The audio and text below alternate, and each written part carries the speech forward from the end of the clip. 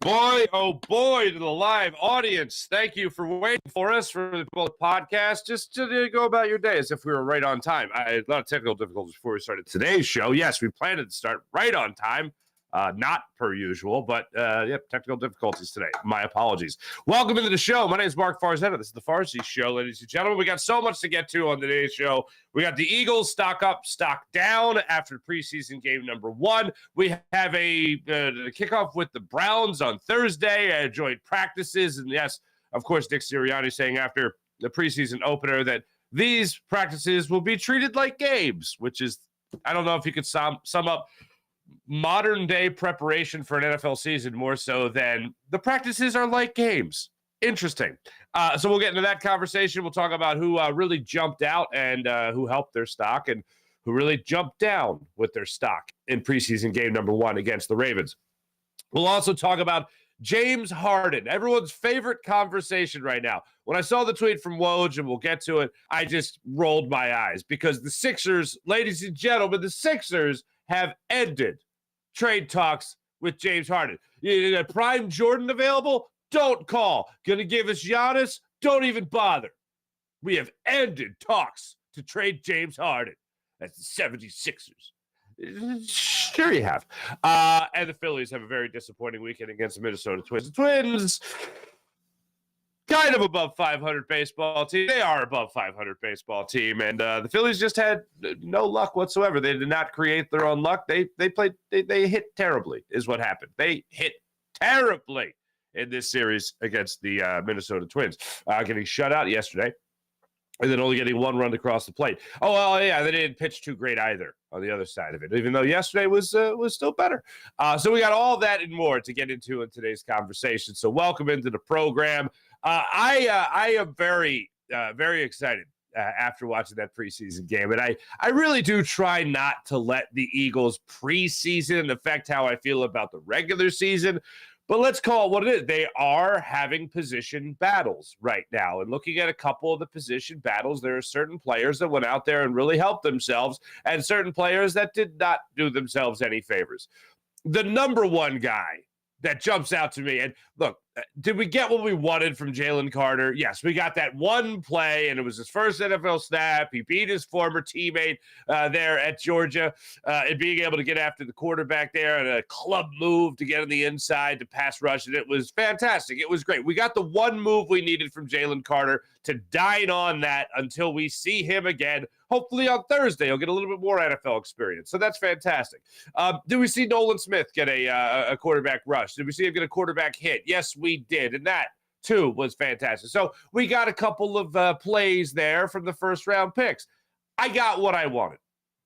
But overall, if there was one player in particular that I had to look at and say, oh, that guy is going to be a starter, that's not really in a starter's role right now. As a matter of fact, he's only getting third-team reps with this secondary.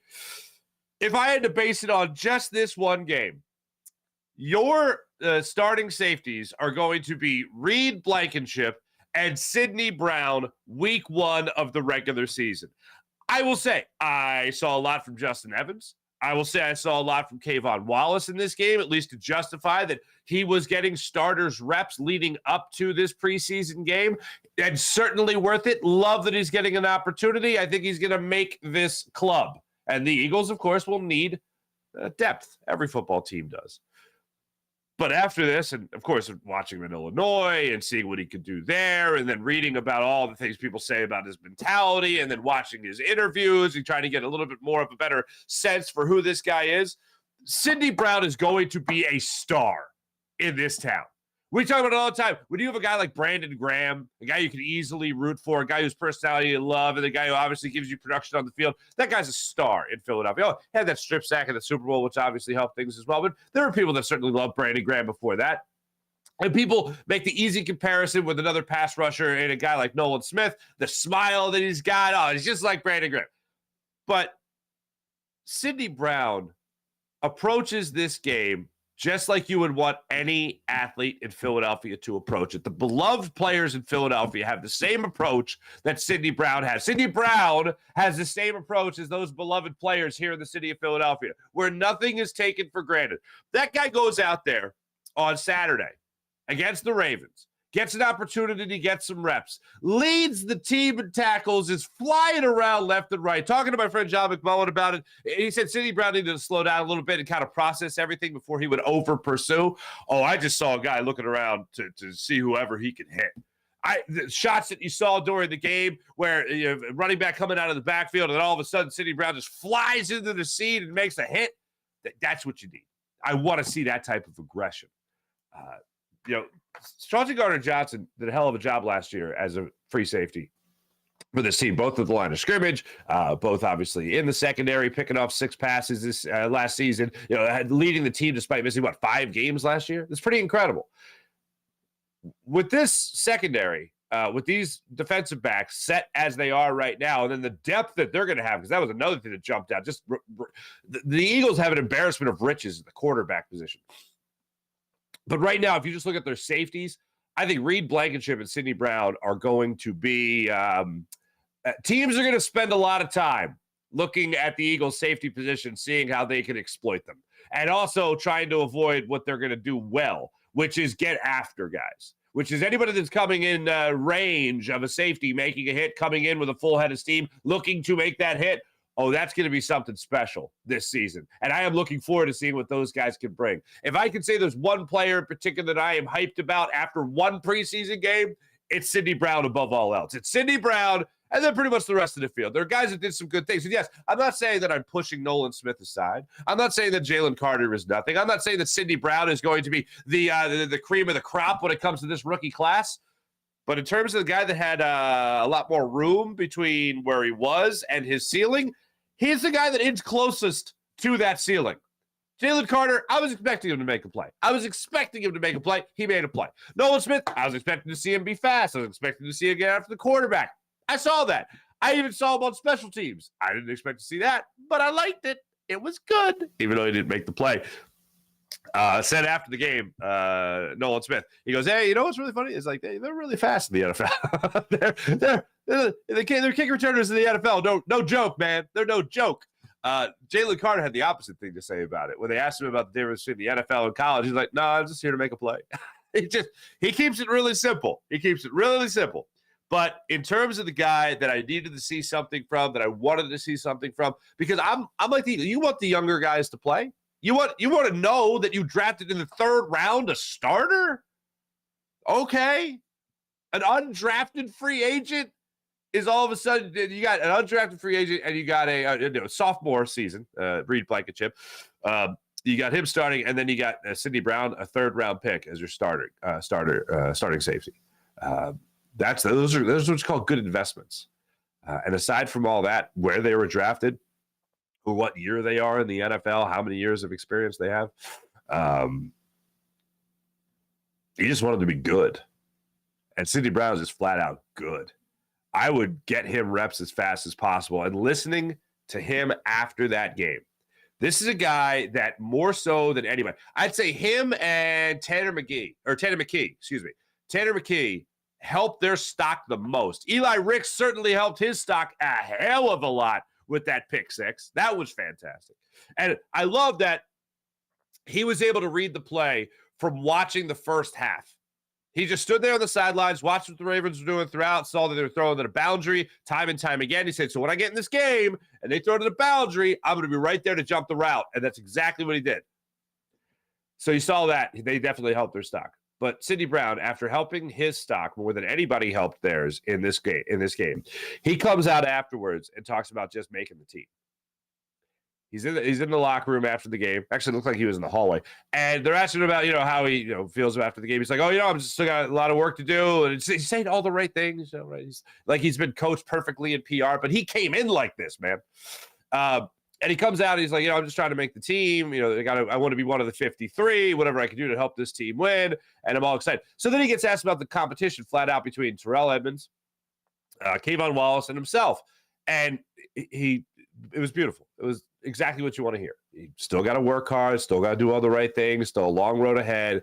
And he's got to make sure, this is what I loved, he's got to make sure that he is working up to the standard that the aforementioned names have already set. So when it comes to Kayvon Wallace, what he's already done so far in training camp, when it comes to Terrell Edmonds, what he's already done in the league, he's got to make sure that he is just at that standard. He might leave that standard in the dust. He keeps playing and throwing his weight around the way he did in preseason game number 1 against the Ravens. If there's one guy I absolutely loved watching this game, it was Sidney Brown. Time and time again, he was right there to make a play. I was blown away by his performance. As happy as you could be within context of the preseason, Sidney Brown's the guy that turned the most heads. As far as the guy that I did not expect to see play as well as he did, it was Tanner McKee. But look, Marcus Mariota is your backup quarterback. After this particular game, Tanner McKee, it's going to be so hard to not say McKee, but Tanner McKee out of Stanford, the rookie quarterback, 6th-round pick. He did a lot to close that gap in this game. Showed how well he could throw the football, showed how well he could command the offense, showed how well he could get the plays called and get guys at the line of scrimmage. Back shoulder throws. Him and Tyreek Cleveland were making plays left and right in this game. Those back shoulder throws were a thing of beauty. Marcus Mariota made a back shoulder throw as well. And that was fantastic as well. But watching these guys go out there and play the way they did, most notably Sidney Brown and Tanner McKee, those were the guys that I thought jumped off the field the most. Eli Ricks, of course, with his pick 6. I mentioned your first-round picks. That was great. Tyler Steen kind of had an up-and-down game at left tackle. I was surprised to see him start out at left tackle. Two of the most surprising things in this game were seeing Jordan Davis start out as a D end instead of a D tackle. Okay. And then also seeing Tyler Steen as your starting left tackle. That I found to be interesting. Now, he did move in to play guard a little bit, but to have him start out that way, I guess that was just the Eagles' way of saying, look, Cam Jurgens isn't playing in this game. We're not just going to put you in there at the guard spot. What we're going to do is we're going to have you be in your natural habitat. In your first NFL experience, albeit preseason, we're going to have you in your natural habitat of the left tackle spot. That way you get used to at least seeing the speed of the game, getting a feel for it, and then we'll move you inside the phone booth maybe a little bit later in the game, which they did, to see how you can do at the guard spot. So they got his feet wet at the left tackle spot, and then they moved him to the interior for a little bit as well. So I thought he had an up and down game for the left tackle spot, and that's supposed to be his more comfortable position, being that that's the only position he's played. Well, not left tackle exactly, but tackle, right or left. But seeing him go out there and play the way he did, I would say it was up and down. It didn't make me go, oh, this guy's got nothing, and it didn't make me go, oh, this guy's a savior. All right, so I would say it was an up and down performance. But Marcus Mariota, again, I don't think is going to be knocked down to the third string or anything like that. But I don't believe he really did anything to help his stock in this game. If you had to pick out one quarterback that helped himself the most, it was definitely Tanner McKee. After that, Ian Book, probably going to be looking for a job. Probably going to be looking for a job in the not-too-distant future here. He did not have a good showing in preseason game numero uno. Another player, and I was hating on him. I didn't get it. People tell me about this freak athlete, Ben Von Sumeren. You saw it. You definitely saw it. Second in the team in tackles in that game, second only to Sidney Brown. Guy that got out there in the linebacker position and was just looking to get after people. And look, for a guy that is always described as just raw talent, you certainly saw that raw talent. You certainly saw that raw athleticism.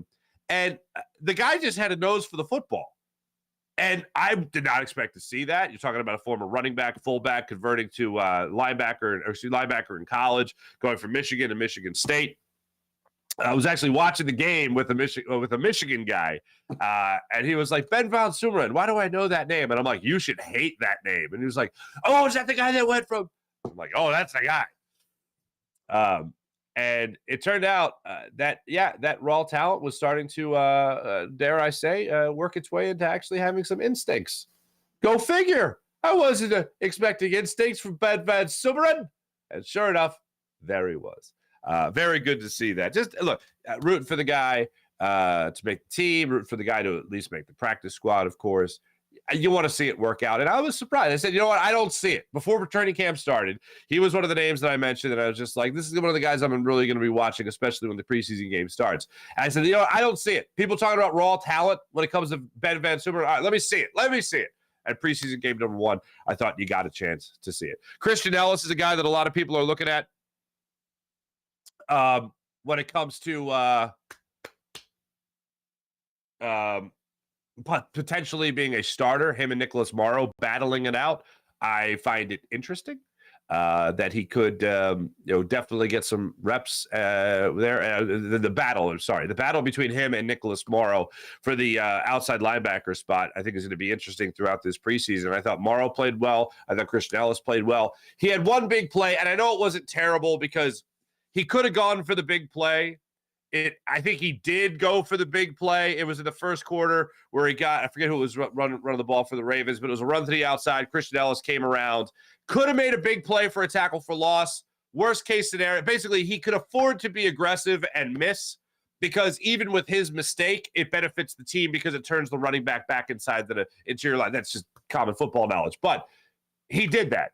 I would have loved to have seen him make that play. I would have loved to have seen him make that tackle for loss and have that like big explosion play, that big play. But instead, he settled for what was a safe play, turning the guy back inside to make sure that the rest of the team could get after him, and they did. So I thought he helped himself in that one. Nicholas Morrow, look, I think it's a lot closer now. I'll put it like this: at the safety position, than it is than the linebacking position got where anyone pulled ahead. I don't think anyone really pulled ahead as the linebackers for the Philadelphia Eagles in this one. I think Nakobe Dean, yes, I'd like to see Nakobe Dean be able to go out there and play, and hopefully you'll see that Thursday against the Browns. Hopefully the Eagles give him an opportunity to get out there with his new defensive coordinator and be the maestro of the defense. But I'm not sure he's going to get that opportunity if they've got to go hard and practice all week, and then they're going to play in a game on Thursday. So they kept him out of this game, I'm sure, as a precaution, just like they did with Quez Watkins or the hamstring injury. So that's why he wasn't up in this game. Neither was Britton Covey. So very interesting looking at this game from a position battle standpoint. But all in all, the guy that without question helped himself the most was Sidney Brown. And that was great to see. Want to see the rookie get out there and make some plays just like that, just as a rookie. Let's get over here, ladies and gentlemen, to our beloved 76ers. This ain't good. This ain't good. You see this tweet that came out over the weekend from Adrian Wojnarowski. The Sixers ended trade talks on guard James Harden and planned to bring him back to training camp to start this season. The Sixers had periodic offseason conversations with the Clippers, Harden's desired destination, but no traction on a deal materialized. They have ended trade talks. Ended trade talks. Prime Jordan available? Don't call. Want to give us Giannis? Forget about it. They've ended trade talks. I have some breaking news here on the far end. We don't break news here. That's not what we do. We just have some fun-filled opinions. That's what we do on this program, right? I have some breaking news here. According to me, right now, citing no sources whatsoever, the Sixers have already lost the James Harden trade. They have already lost the James Harden trade. How do they think this gets better? Exactly. How does this improve your standing? Exactly, Daryl Morey.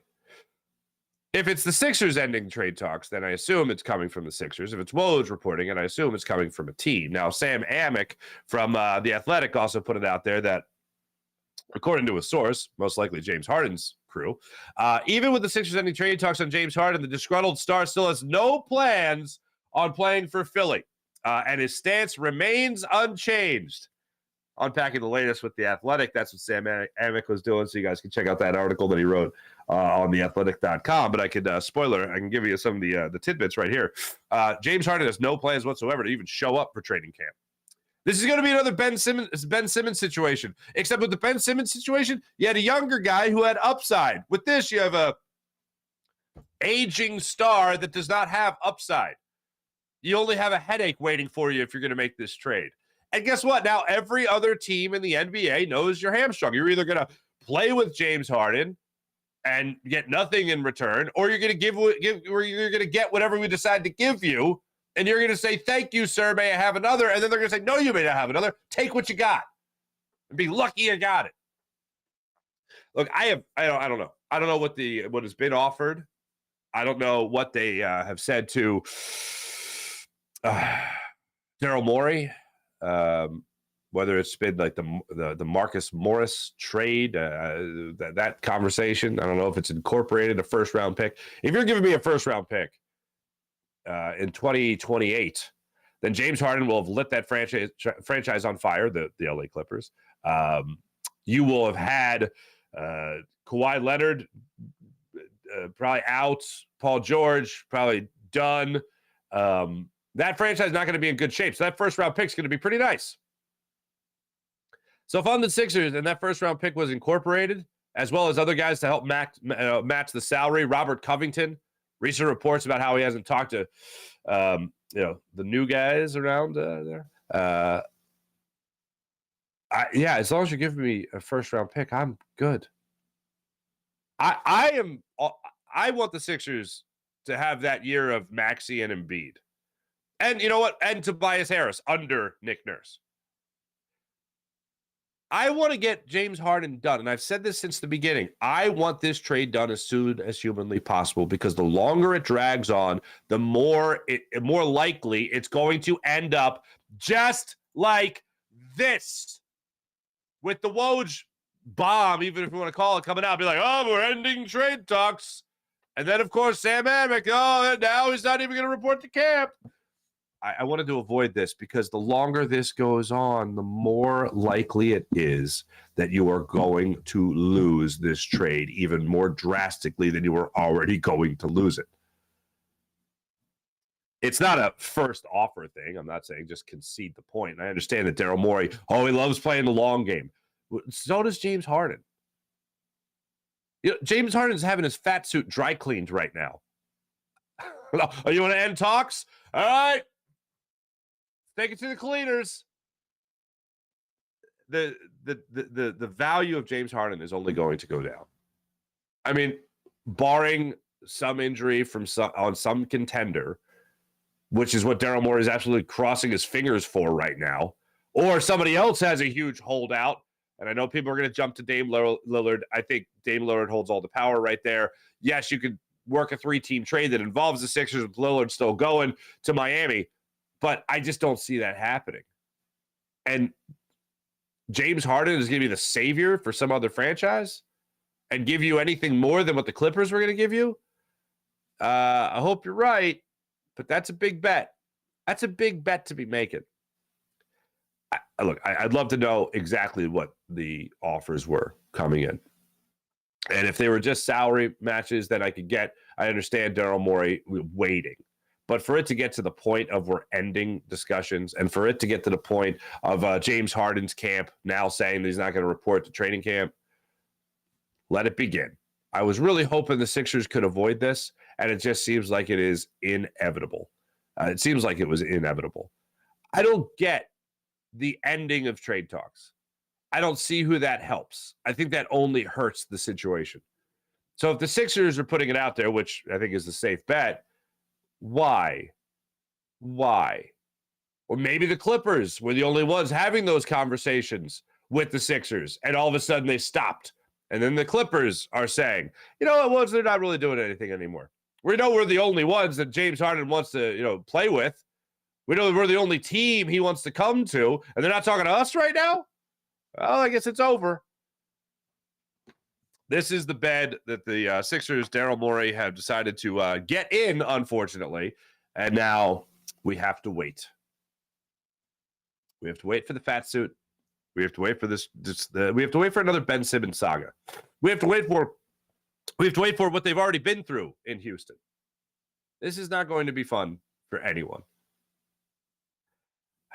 And here's the part that really does suck, because I hate saying this about any player at any point, but for James Harden, this isn't about winning. For James Harden, it's more about money than it's about winning. And for James Harden, I think bigger than money, bigger than winning, you know what it's about? It's about being right. It's about getting what you want. And he wants to go and play for the LA Clippers. And for Daryl Morey, hey, look, he's got the best interests of the franchise, obviously, in his crosshairs there, as he should. That should be the number one focus for him. I would just be very shocked if this was the best way to go about it. I just feel like the Sixers are going to end up trading James Harden for the proverbial bag of balls, for the ball rack. You know, they're going to be trading him for next to nothing. I just want the drama to be over, because I don't think as this drags on, you're going to improve his value, and you're going to improve whatever return you would get for James Harden. So if I'm making a prediction here, is that the Sixers have lost the James Harden sweepstakes. Granted, James Harden was most likely not going to net you a lot to begin with. Before it was next to nothing. Now it's pretty much nothing. Now it's pretty much nothing. Because it's Sixers, every team around the NBA knows that he's got you. James Harden will sit out. For the sake of being right, James Harden's going to sit out. I don't know what happened between, behind closed doors with him and Daryl Morey. I don't know what kind of handshake agreement they had last year that, all right, fine, take this $15 million pay cut, and then next year, oh, boy, we got you, buddy. We got you. I would assume they're better businessmen than that. But James Harden feels like he's owed something right now. And the Sixers are not willing to give him what he thinks he's owed. So he wants out, and he wants to go play for the Clippers. And the Sixers right now, they're caught between a rock and a hard place. Because James Harden, the only thing he gives a damn about right now is being right. Right after that, it's money. And then after a long, huge gap, there's winning. And that's an unfortunate thing. The Sixers, God bless them. It's adorable. They still think the best possible thing is for him to just come back and play. That's impossible. All right, I hate to ruin that, but that's puppy dogs and ice cream talking, man. That's rose-colored glasses. Those are Disney-colored glasses, man. It's adorable, if that's what you think. But this is shot to hell right now. And because it's shot to hell, Sixers have no chance of getting anything of value. So when I saw that report come out, and then I saw Sam Amick shortly thereafter come out with he doesn't even plan on showing up to training camp. All right, well, hey, here's the good thing. We're going to get what most of us wanted, which is James Harden's not back. All right, so right there, let's identify that as a positive. If you were like me, and I think most of you were, and you just wanted to see Joel Embiid and the Tyrese Maxey, run the show more or less, you got that. We're going to get that. That's exciting. As opposed to the Sixers getting bent over in a trade, I don't like that, but it's kind of, again, the inevitable. But hey, at least we're going to get to see Tyrese Maxey flourish, right? We're going to see what Tyrese Maxey can do as the number 2 guy, as opposed to the number 3 guy, to James Harden and Joel Embiid. Not that order, to Joel Embiid and James Harden, but he's going to be the number 2 guy. He's going to be Joel Embiid and Tyrese Maxey, and then Tobias Harris, Patrick Beverley. That'd be nice. It'd be nice.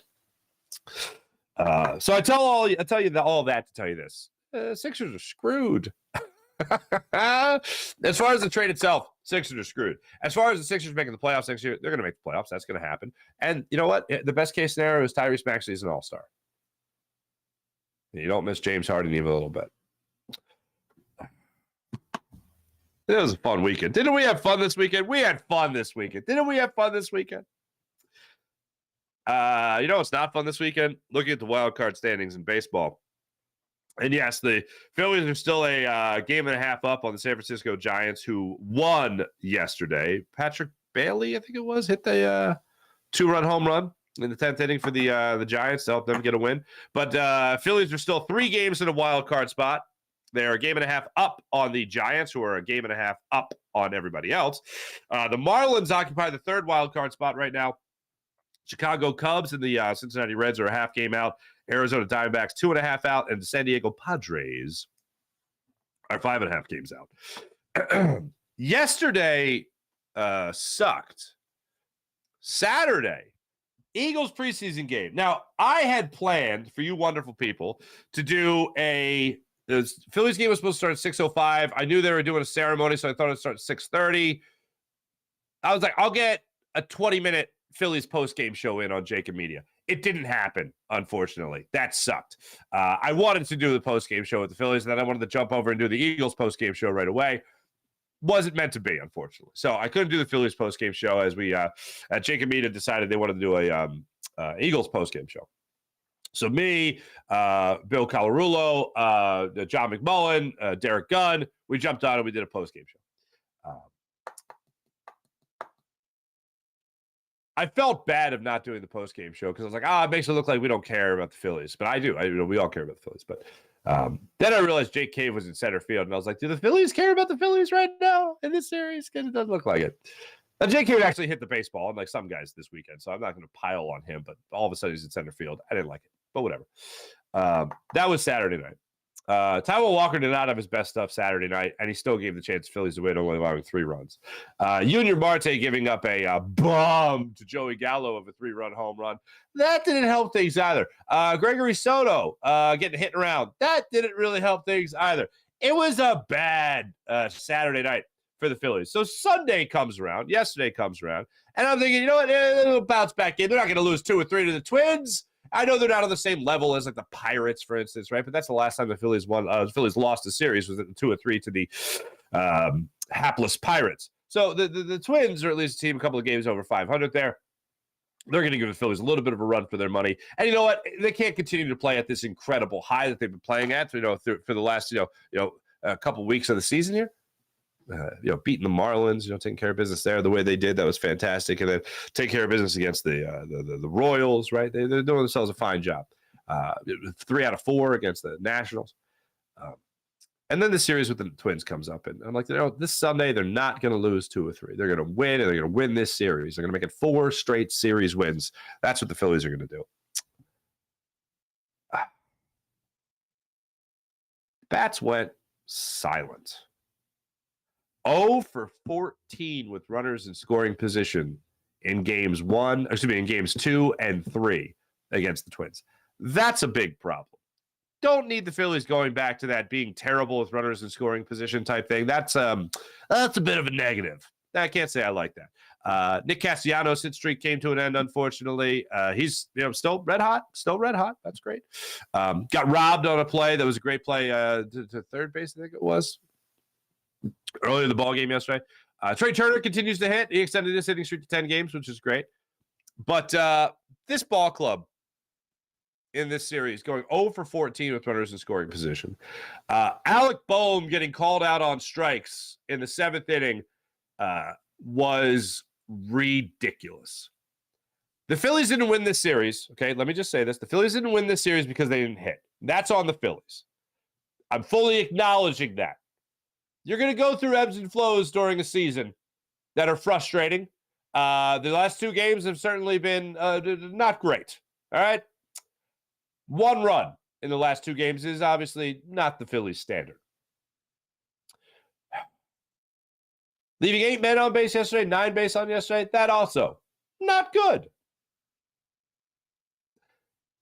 That's the reason they lost. Also bad pitching on Saturday.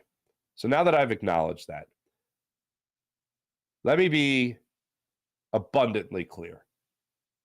I want robo umpires now. And I want them calling balls and strikes as soon as humanly possible. Because that strike 3 call on the 3-2 count, inside fastball, that was headed right for the hip of Alec Boehm that he shuffled his way out of and got called out on strikes with that 3-4 inches off the plate was ridiculous. Alec Boehm, you never see fly off the handle like that. Spiking the bat the way he did, get thrown out of the game. Look, I'll be fair. Bryce Harper getting called out on strikes in the next inning, that 8th inning. I get it. That was a close pitch. If that pitch right there was too close to take. That pitch was too close to take. The inside fastball to Alec Boehm, to have the gall to call that a strike was an abomination. Harper, hey, you got to foul that away, man. Too close. He didn't get thrown out of the game. I know a lot of people like talking about human error and how much, human error is part of the game. I like the human error. We can yell and argue about balls and strikes. Why? I'd rather watch somebody do their job and do it well.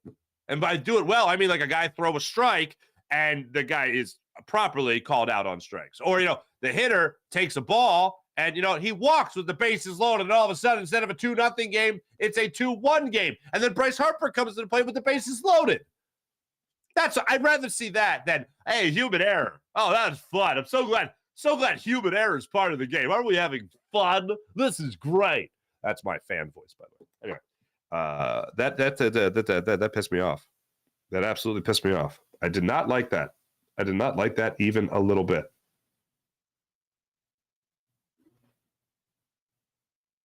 Wait a minute. All right. Okay, this is happening right now. All right, it's 6:50 in the morning, folks. So anyway, the Phillies do better, and robo umpires are awesome. I don't know how this is going to work. I'm going to try my best at it, folks. But here you go. I'm going to play this off my phone. All right.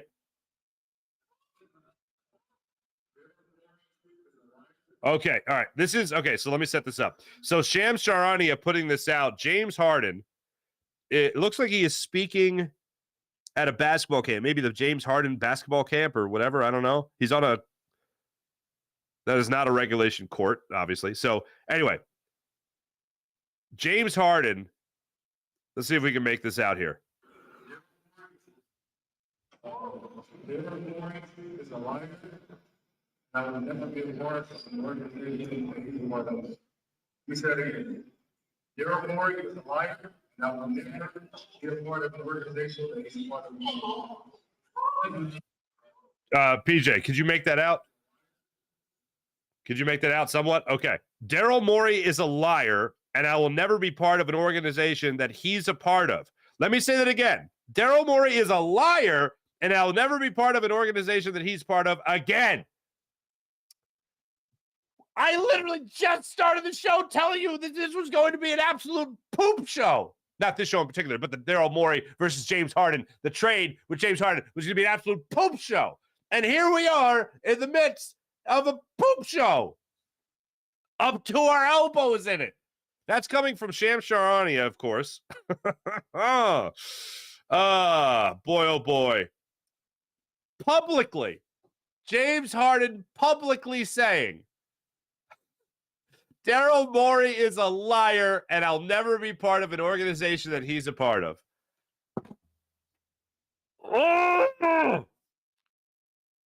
As I reported earlier in the show, citing no sources, the Sixers have lost the trade with James Harden. Whatever happens next, the Sixers are getting squat. They were getting next to squat. Now they're getting squat. Absolutely horrific the way this is going to be handled. Absolutely the way it is being handled. Horrific. And guess what? James Harden, now he's in his comfort zone. James Harden now is most comfortable when he's making other people uncomfortable. And did he give us a heads up that that's what he was going to be doing? Yeah, that's exactly what he did. A couple of weeks ago, when he put it out there on social media, been comfortable for so long, now it's time to be uncomfortable. Well, he's making things extremely uncomfortable right now for the 76ers. You know what I'm so grateful right now? I'm so grateful. I'm so grateful for this, that the Eagles are in preseason. And I am so unbelievably grateful that the Phillies are leading the wild card. Now, look, they had a terrible series. They had an awful series, okay? But they didn't get swept, so I guess that's a positive. But they're 3 games in a playoff spot right now, so that's good. That's good. That's what I'm grateful for, because it made us forget about James Harden for a second. And then Woj had to go put out that tweet about how the Sixers have ended trade talks. Well, this is only going to get worse. This is only going to get worse. And the problem is now that I don't think this expedites the process. I don't think this expedites the process at all of James Harden getting traded. If anything, now this prolongs it. I mean, look how long they let the Ben Simmons fiasco drag on. That's exactly what they're going to do now with James Harden. They're hoping stuff hits the wall elsewhere, and that James Harden could be an answer for another organization. That's the number one thing they're hoping for. After that, they're hoping that there could be some kind of 3-team trade. Maybe it does involve Dame Lillard in going to Miami, because players, they have all the power to go wherever the hell they want, pretty much. The fact that he called Daryl Morey a liar, flat out a liar, and repeated it only makes me go back to the conversation I had talked about earlier in the show, which is Daryl Morey and James Harden sitting in a room with their representatives, whatever, James Harden's representative, whatever, and saying, all right, $15 million, take a $15 million pay cut, come back, help us win now, and then we'll reward you later. I don't know if reward was ever specified, but it makes me feel like Daryl Morey promised a lot more than what he was offering in this offseason. And James Harden said, thanks, but no thanks, I'm out.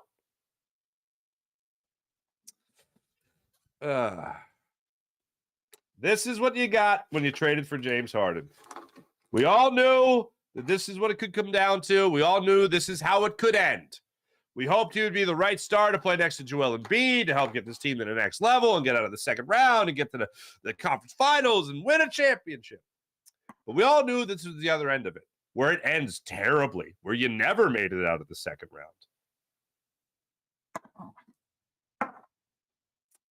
This is as bad as it could be. So here's what I'll do. I'll look forward optimistically. I'll look forward to the Joel Embiid, Tyrese Maxey 76ers, and I will not look forward to the James Harden sweepstakes, if they're even sweepstakes. Clippers are going to be on the phone with Daryl Morey when they see that tweet, and they're going to be like, hey, so how about just a rack of basketballs? A rack of basketballs. And we'll throw in a community survey on your new 76 place in Center City. We'll pay for that as well. We'll take it off the city's hands. I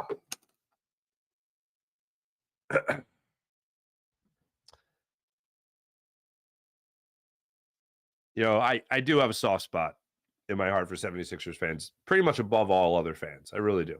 And the reason is because Sixers fans invested the process. Now, look, love or hate the process, it happened, okay? And the fan base actually got stronger during the years of the process. They invested in it. Their emotion was tied to it, and the process was a failure. Why the process was a failure is actually a debate, but the process being a failure is just a statement of fact. But the fans invested in this team, their emotion, their time. They wanted to watch it grow. They wanted to be there as the seeds were being watered, right, as we were waiting for those plants to grow. And we were hoping it would bear beautiful, delicious, succulent fruits. And it hasn't. I mean, I know people say, oh, you got Embiid, it worked. But you could tank for Embiid, all right? You could tank for Embiid. You don't have to go through an entire process, 3+ years of that. So I have a soft spot in my heart for the Sixers fans where they get taken advantage of and when things really start to blow up in their face. And this is an example of things blowing up in their face. And why the process failed is why I feel it's the bigger debate is because so many different people have had their fingerprints on it, from the league to now Daryl Morey.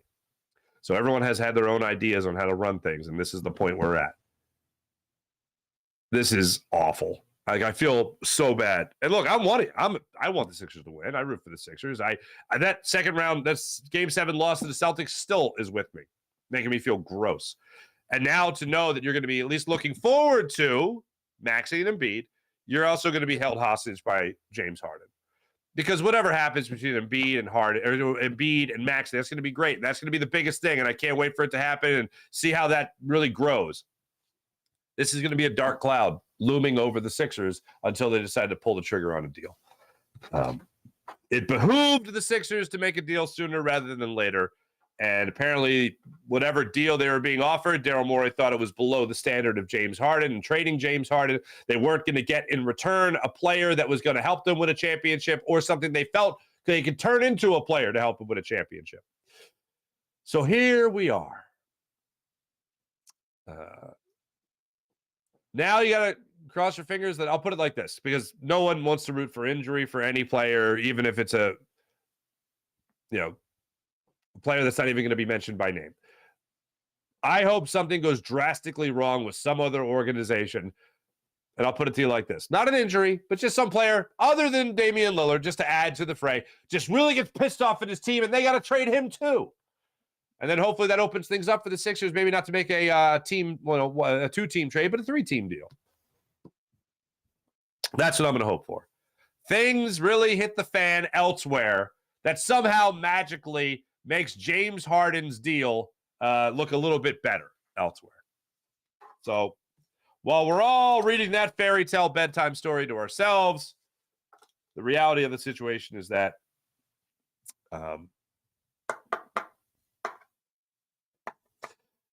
it's going to be Embiid and Maxey, which ultimately is what I wanted anyway. But I just didn't want it like this.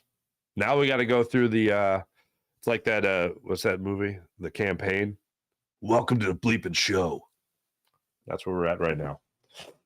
So yeah, breaking news. The Sixers have already lost the James Harden trade, and they haven't even traded him yet. So that's fun. Wow. I'm glad I have Shams on my what do you call it? Glad I have Shams on my notifications list there. So good times. Good times. Let's get to the chat check. See how you guys are doing on this fine morning. Let's see what you guys got going on today. Where am I at? JAKIB Media. Here we are. Let me make sure I got both up here. I do not have both up here. What a scallywag I am. Farzy Show and JAKIB. Let's get I'll go to JAKIB first. What's going on, JAKIB? Sean Kilrain. These umps know how to call a strike or what's a ball. Very true. Not horrendous. Robo umps may soon be coming to home plate near you. Agree or disagree? Agree. Absolutely. Dev. Good morning, Dev. Carter looked good. Eli Ricks looked good. Eli Ricks looked awesome. I didn't know they called him Pick Six Ricks in college. That's cool. Brown was a heat-seeking missile. Dev, he absolutely was. I look, if you haven't done it yet, look, we watched the game. We were very impressed with him. If you haven't seen Sidney Brown speak yet, go to Eagles.com, go to PhiladelphiaEagles.com, go to their player interviews. I think Marcus Mariota is the first name.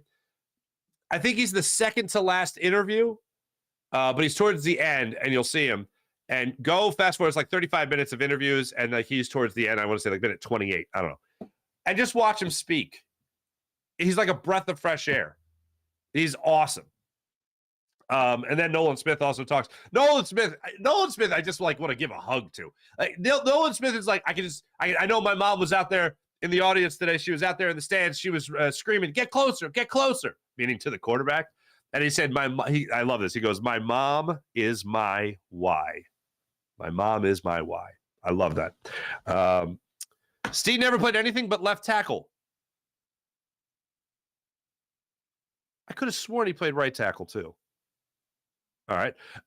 Sean Gillespie, Sixers just need to sell Harden wine pops and split the profits. That's not a bad idea. Sean Gillespie, Harden wine-flavored ice cream. The whole trust the process was trash. Don't blame Harden. I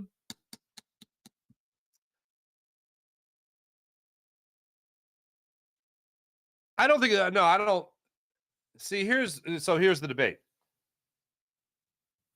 I wasn't a Hinkie. Let's put it like this. I know people will say I'm splitting hairs here, but I was never a Hinkieite. Like, I didn't think that Sam Hinkie should be given like 10 years to try to build a winner, right? But I believed in the process, and I did trust the process in terms of I gave it like a 3-year deal. All right. I looked at it like that.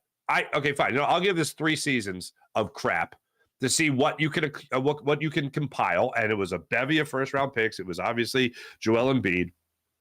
And then you took all those chips and you handed them to different people.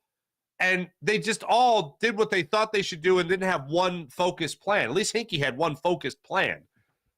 So that wasted it. That's why it was a failure. I don't know what Hinkie would have done if he would have stayed here. Hell, I don't even know if Hinkie would have traded Embiid at some point for like 5 second-round picks. No. But I don't know.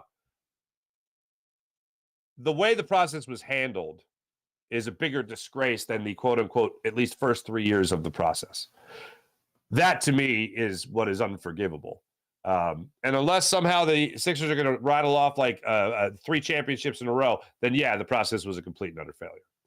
So for me, yes, it was a failure.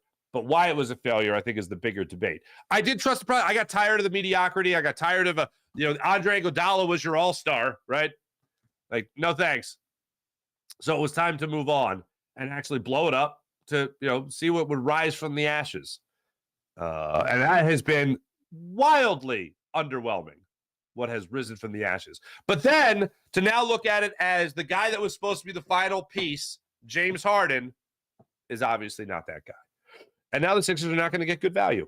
They weren't going to get good value because now the Sixers are going to get terrible value. The Sixers were originally going to get not good value. Now the Sixers are going to get atrocious value. Freaking terrible. What's going on here? A Farzi Show channel. What's going on? Sean Gillespie, hello. Sean Kelrain. You guys are all. You guys are great. Sean Bradley tearing his Achilles. Felt bad for that guy. Absolutely. I see Von Sumer, a.k.a. Van Wilder, making the team. Sixers are a dumpster fire, says Just a Teep. Only hope is they sell the team. Owner stake. FO stinks. Ian Book is as good as done, says Sean Kilrain. I don't disagree with that. Sean Kilrain, Carter and Smith are scary fast. Can't wait to see them unleashed. Job looked good. You know who didn't look good? Josiah Scott. I was like, okay, check the box. Josiah Scott still not good at football. Interesting. More is a schlub. NBA planted two guys to ruin the franchise after the process. Bridges trade was final straw for me. Just tip, you're not alone there. Dribble, dribble, fat, fat. T-Bro, great job. Just tip, 100% what a joke he is. Hearing Morey talk, I'd rather hear nails on a chalkboard. Sidney Brown was in on every tackle. He absolutely was. Mihai Sanchez, what's up? Saturday's Phillies game was the worst one I've ever been to. 11-7. What? Oh, you're 11. Hold on, Mihai Sanchez. You know your record of going to games? 11-7? That's hilarious. They'll get it back together. Can't explode every series. I agree.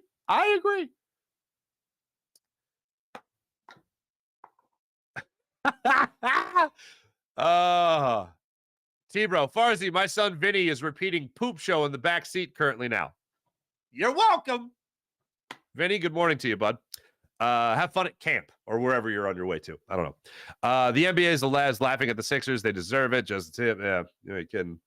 Morey made an offer he couldn't do. Welcome to the Poop Show. Oh, it's the Poop Show. Boy, we got a Poop Show on our hands, ladies and gentlemen. Thanks, everybody in the chat. You guys are wonderful as per usual.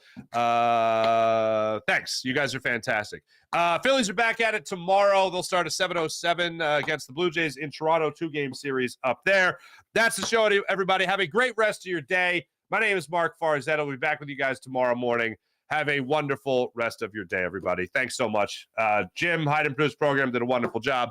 Yeah. Enjoy the Poop Show. See you guys tomorrow. Bye.